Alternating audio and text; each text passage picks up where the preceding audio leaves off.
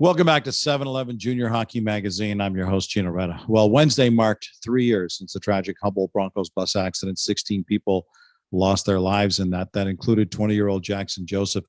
Jaxon was the son of former NHLer Chris Joseph, who now joins us. Chris, first and foremost, how are you doing? We're doing good.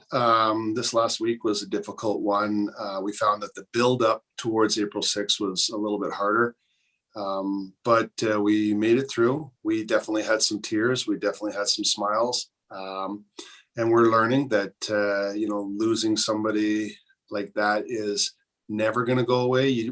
We've just been building up strength around it so that we can break down and we pick ourselves back up pretty quick. So overall, we're doing good. We were very fortunate to have tons of love and support from all over the world. So that made it easier. As a family, how do you plan for the actual day of? Like, do you try to isolate? Do you try to surround yourself by loved ones? How do you go about doing that? Well, 2 weeks before this, we started to get stressed. You could tell in our family that we were a little bit shorter with each other, a little bit just out of sorts. And it was really the buildup that kind of got to us. And I think a big thing was, this is the third anniversary. And the first anniversary was, we knew there was going to be a big thing in Humboldt. The second one, we had plans just to get together with some of the local families, and then COVID hit and everything got canceled. So we got up to this third one and we're like, we don't know what to do. We don't know how to celebrate it. We don't know what to do. I talked to my daughter, Taylor, and my son, Brett, and we're like, what do you guys want to do? So we kind of just booked it all off and said, we're not really going to commit to anything. And so yesterday we had the roller coaster of emotions. We had some tears for sure. We had some smiles, a little bit of everything. And, going into next year, I'm not sure exactly how we'll celebrate that one as well. I think it's a, game time decision every year, and we'll see how you feel. The city of Humboldt just announced plans to set up a permanent memorial at the accident site. And they also announced they're building a $25 million tribute center, is what they're calling it. It's going to include an arena and, really importantly, a gallery honoring the victims of the crash. What's that mean to you? It's huge. What it means to me is that because we've received so much love from the world, it feels like this is an opportunity for us to give it back. This feels like an opportunity to do something for the community of Humboldt, a place where people can go in on a day-to-day, maybe do some physiotherapy, maybe go to a rink, and they're going to learn about the 2017-18 Broncos. Most importantly, they're going to learn about Darcy's core covenant and the character that was in the dressing room. And they're going to hopefully walk in there and smile.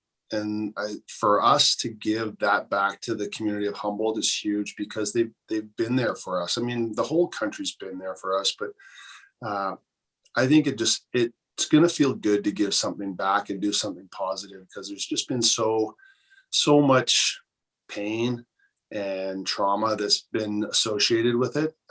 And so we're looking forward to that. Now, the roadside memorial, that'll have a different feel. But that feels like a place where we need to honor in sort of a grave site kind of way.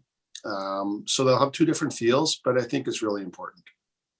I thought it was interesting as they made the announcement, the people that had as part of the announcement, Connor McDavid, Haley Wickenheiser, Kyle Lowry of the Raptors were all part of that. What's it mean to you and to the memory of those lost in that day's accident to have people of this stature being supportive of an ongoing legacy? Well, we're really humbled still every day when people still remember. And I know it's been 3 years, and some days it feels like forever, and some days it feels like it's just yesterday. But we got a ton of messages, the last couple of days too, and we're honored that people still remember. And all I can think of is that what happened to us affected everybody in a way that we can all relate. And I don't know if that's the, putting my child on a bus, being part of a team. I don't know what it is, but it seemed to hit a chord with every Canadian family Yeah. that they can relate. This could have been them. This, this. And so I feel like, that's why we had got so much love and support, is this is literally everybody in Canada, could have been them. And so it relates to everybody. And the fact that it's still going, we're super grateful. And obviously we know that it fades a little bit over time, but the fact that there's still a lot of beautiful people out there that want to share their love and support, we're really grateful. There were a lot of beautiful people lost in that accident, and we remember them as a whole, but it's important for us to remember them as individuals. How would you like us to remember Jaxon? Well, we get that question asked a lot. Jaxon was a middle child. He was super flexible within the family, do what his older sister wanted to do what mom and dad wanted to do. He just kind of went with the flow, and he always had a smile on his face. He was a little bit of a goofball, and he was a regular kid.